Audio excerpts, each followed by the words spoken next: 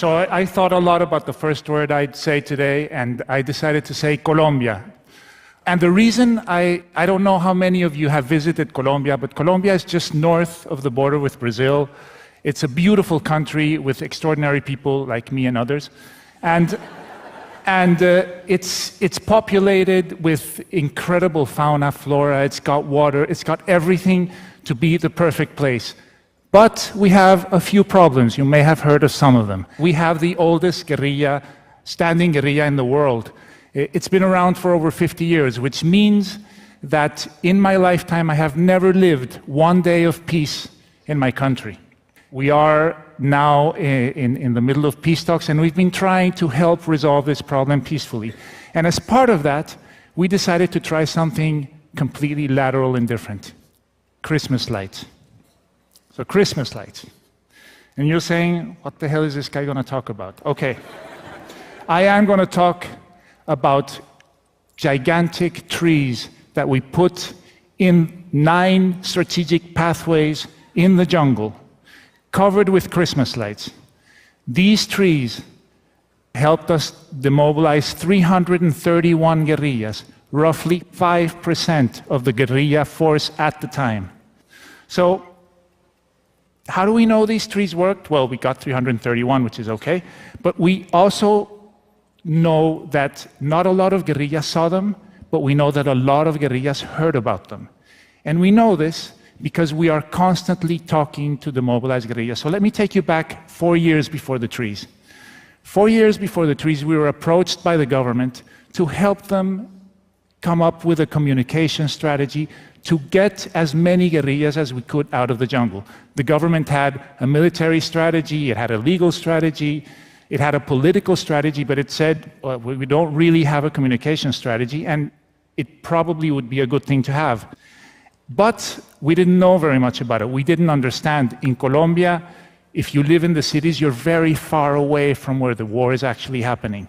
So you don't really understand it. And we asked the government to give us access to as many demobilized guerrillas as possible. And we talked to about 60 of them before we came up, before we felt we fully understood the problem. We talked about, they told us why they had joined the guerrillas, why they left the guerrillas, what their dreams were, what their frustrations were. And from those conversations came the underlying insight that has guided this whole campaign, which is that guerrillas are as much prisoners of their organizations as the people they hold hostage. And at the beginning, we were so touched by these stories, we were so amazed by these stories, that we thought that maybe the best way to talk to the guerrillas was to have them talk to themselves. So we recorded about 100 different stories during the first year, and we put them on the radio and television so that the guerrillas in the jungle could hear stories, their stories, or stories similar to theirs, and when they heard them, they decided to go out. And somebody, some brilliant person in our team came back and said, you know what I noticed? I noticed that around Christmas time, there have been peaks of demobilization since this war has started. And that was incredible, because that led us to think that we needed to talk to the human being and not to the soldier. We needed to step away from talking from government to army, from army to army, and we needed to talk about the universal values, and then we needed to talk about humanity. And that was when the Christmas tree happened. This picture that I have here, you see, this is the planning of the Christmas trees, and that man you see there with the 3 stars, he's Captain Juan Manuel Valdés. Captain Valdés was the first high-ranking official to give us the helicopters and the support we needed to put these Christmas trees up. And he said in that meeting something that I will never forget. He said, I want to do this because being generous makes me stronger, makes my men feel stronger.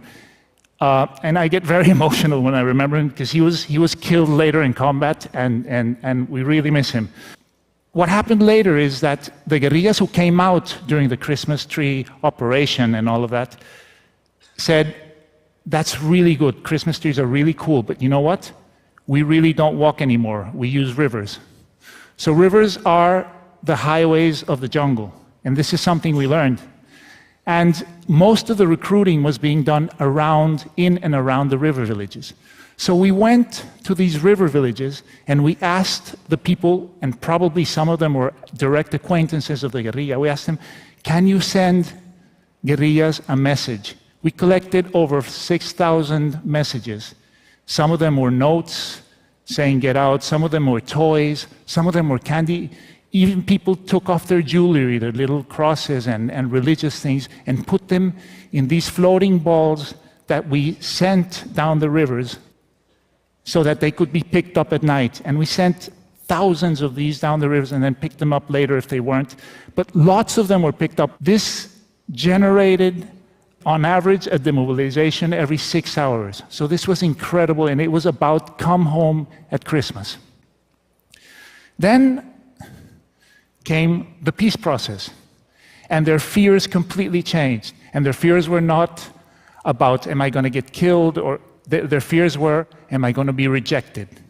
When I get out of this, am I going to be rejected? So the past Christmas, what we did was we found 27 mothers of guerrillas, and we asked them to give us pictures of their children when they only could recognize themselves so as not to put their lives in danger. And we asked them to give the most motherly message you can get, which is, before you were a guerrilla, you were my child.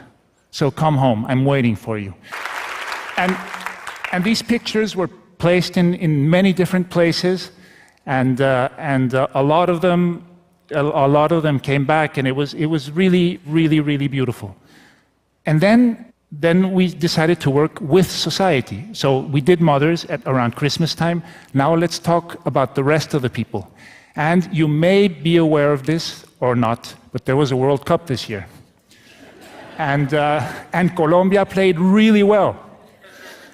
And it was a unifying moment for Colombia. And what we did was tell the guerrillas, come, get out of the jungle. We're saving a place for you.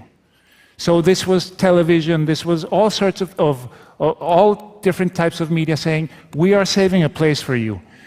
The soldier here in the commercial says, I'm saving a place for you right here in this helicopter so that you can get out of this jungle and go enjoy the World Cup. Ex-football players, radio announcers, everybody was saving a place for the guerrilla. So since we started this work a little over 8 years ago, 17,000 guerrillas have demobilized. I do not... Thank you.